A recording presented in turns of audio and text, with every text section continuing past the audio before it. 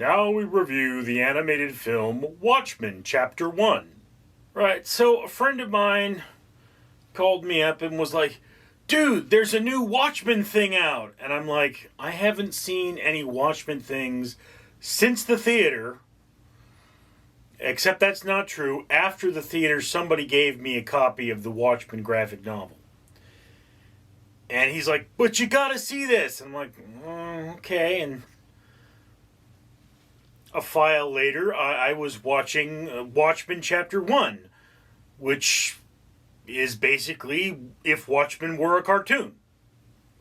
Before I go any further, let me remind you that for every 1,000 subscribers I get, I do purchase one of these bracelets from 4Ocean. 4Ocean pulls a pound of trash out of the ocean every time I do that. If you'd be so kind as to comment, like, and subscribe, you'd be doing your part for a better world. Now, okay. For those of you who are not familiar, Watchmen was a TV series,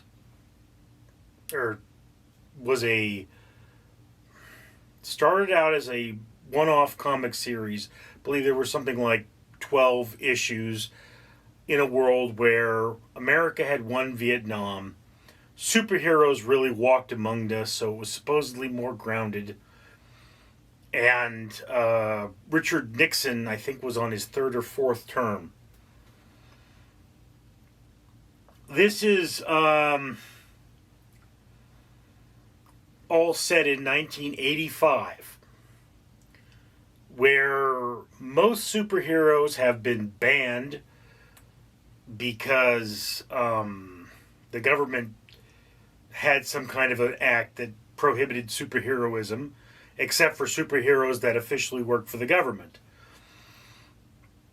In this particular episode is the, basically the beginning of the Watchmen movie that, what was that? 10, 15, I don't even remember. I don't think I was reviewing movies at that time. Not on YouTube anyway. So Watchmen, it starts off with the death of a character called the Comedian, who was one of the government-sponsored superheroes. And the Comedian is basically Captain America if he had no shield and was a dick.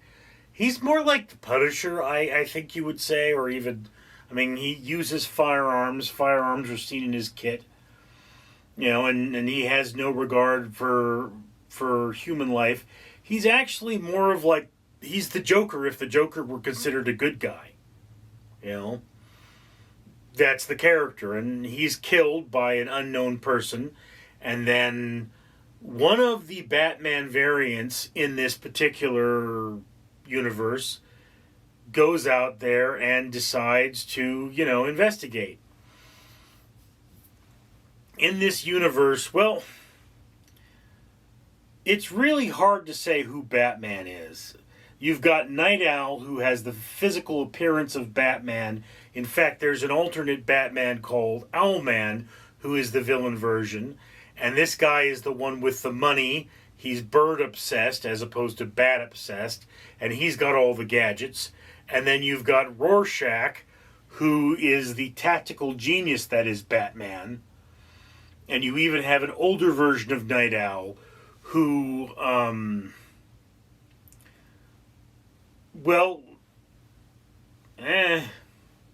Batman-ish. So yeah, Rorschach is, he's the genius of Batman with a profound hatred for criminals, and he is a violent, sadistic version of Batman. There are many versions of Batman, and there are versions that don't have the no killing and no hurting people rule. So, yeah, in that version, you've got Rorschach. The character is going about looking for whoever killed the Comedian. And then you have, on the larger stage, there's tensions between America and Russia and the possibilities of nuclear war. In this universe, Russia was not a paper tiger, okay? Russia, for the most part, has always been a paper tiger. There is no point when they really would have been much of a... there's significant evidence to state that Russia never had the power to really take on America. But then it didn't matter, because if America launched their nuclear weapons, we would have killed ourselves. Mutually ensured destruction. But that's not a thing in this universe. In this universe, Russia is a real threat. But we have Dr. Manhattan, who is, what if Captain Atom was a real person and a dick? This is a very dark story, all right? And if you're familiar with the Watchmen comic, the Black Freighter, or Dark, for whatever it's called, is very clearly a part of this, all right? That comic within a comic storyline is there. So yeah, and they say Watchmen was the most successful graphic novel of all time. Well, so how is Watchmen Chapter 1, the animated version, how does that stack up? Well, okay, the movie, you lose a lot. I don't think I've seen the director's cut. I only saw the theatrical cut. But the movie, you lose a lot in terms of what should be there. But many of the shots are right out of the comic. It's kind of doled up a bit. It's more attractive in terms of its set pieces. And its dark, gritty reality is not as whimsical, but more complete than the comics. Now, apparently, I have not seen it, but there is a motion comic that uses the actual comic book cells and just has voice actors dub them in. I have not seen this. I do not know. It's actually rated higher than Watchmen Chapter 1. Then you have Watchmen Chapter 1, which is more complete. I don't think it's 100% true to the comic, but it's been a long time since I've read the comic. So, I mean, I remember in the comic, like, Dr. Manhattan, they give him a stupid helmet, and he looks at the helmet and he goes, "What's this symbol here?" And they go, "Oh, well, that's an atom." He goes, "That's silly. You know what would be more appropriate? A hydrogen atom." So he draws a hydrogen atom on his head. And that's actually kind of a hole in the plot. How can he get marked in any way? He could take himself apart and put himself together. But then, it's like, I guess, the using his finger to make the atom on his forehead was probably more of a framing device for his mind. And to be completely honest with you, one of the things about this piece of work is that Dr. Manhattan apparently can see the future, but the universe is static. So his actions are already dictated. He's already done everything he's going to do. And it's like, no matter what, for example, whatever's going to happen to me this afternoon is already going to happen to me this afternoon. No matter what, the person who's going to win the lottery next was always going to win the lottery next. He does not exist in a universe where there are random possibilities, which is one of the ideas of physics, is that, yes, perhaps physics is a static universe. If all factors were placed in, there's no chaos. It is already a unified, single beat moving forward without variance. This, of course, completely negates Einstein's special relativity, which essentially states that you can move slantways in time. But that's a little too heavy for this conversation. The question is, should you really watch Watchmen Chapter 1? And I have to say that it really depends on who you are. On the one hand, this is R-rated. There is copious amounts of blue dong and blue butt. So if that's something you want to see, have at it. And if you're a Watchmen fan, you're probably going to watch this at some point or other. However, it's not bringing anything new to the table. And that's kind of the problem, where it's like, look, if you've read the comic, if you've read the physical book, you're not bringing anything new to the table with this. There's no further insight. There's no greater understanding. So you're just watching a bunch of things that you know are going to happen, much like with Dr. Manhattan's universe. There's nothing new here. There's nothing interesting here. It's just like, well, I mean, okay, you've got the biggest thing, the most complete thing was the graphic novel. All right. Well, then you had the movie, which was the live action version.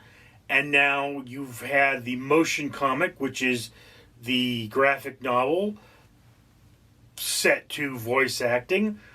And now you have a true cartoon, which is the graphic novel with moving characters. And I would have to say that I don't care for the animation style here.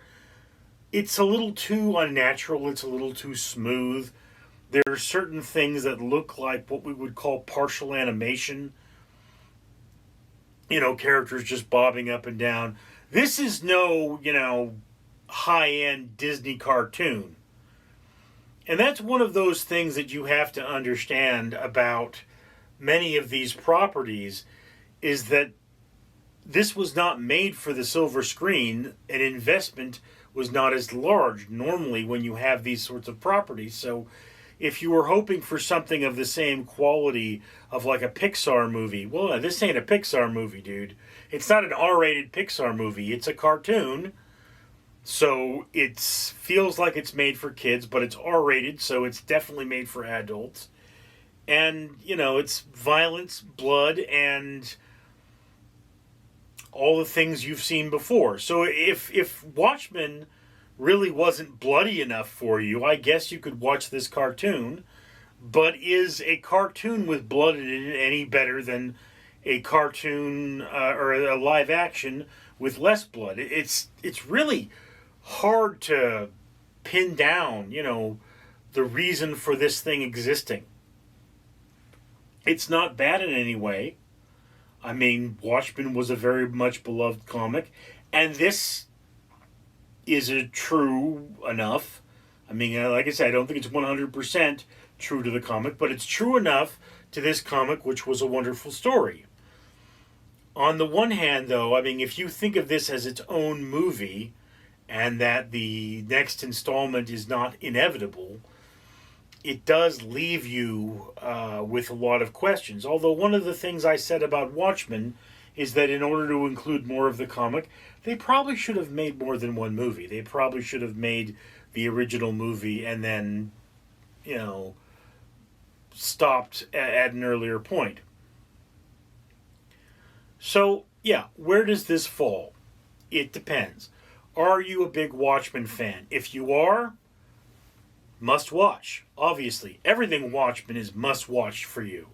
If you are not a big Watchmen fan, this is the lower half of your watch list because there are other versions of it, and, the internet says that those versions are maybe questionably, but of higher quality. I mean, the motion comic iteration is getting like 1 point above. It's getting like an 81, whereas this is getting a 7 or 8.1, whereas it's getting a 7.1 on IMDb. So if you had to watch one, I mean, if you had to pick one, I couldn't tell you which one to pick. I would go for the movie because it's the live action one. It's the one everyone remembers. It's the one that brought Watchmen to the general audience as opposed to the comic book audience. But if you watched that and you liked it and you want more, this is a fine choice. So yeah, middle to lower half of your watch list. It's solid enough. It's enjoyable. It's ultra violent if that's what you're looking for. But I'm afraid it's not bringing anything new to the table that I haven't seen. So that's just my opinion. I'd love to hear yours down in the comments below. I, of course, am Richard. Greetings, humanity. Once again, Fred the Facehugger here, reminding you to comment, like, and subscribe. And of course you should do that because, if you look, I am wearing 2 bracelets.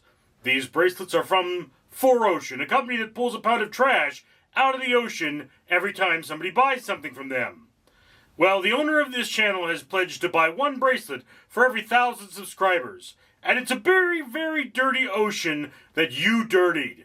So you should help him out and comment, like, and subscribe, therefore having him more subscribers so that he can buy more bracelets and clean that ocean. Or, yeah, I could fulfill my life cycle and hug your face. Don't you want a hug? Come over here. I want to give you a hug. I want to give you a hug right now. Yes, come over here, polluting human. Let me give you a hug.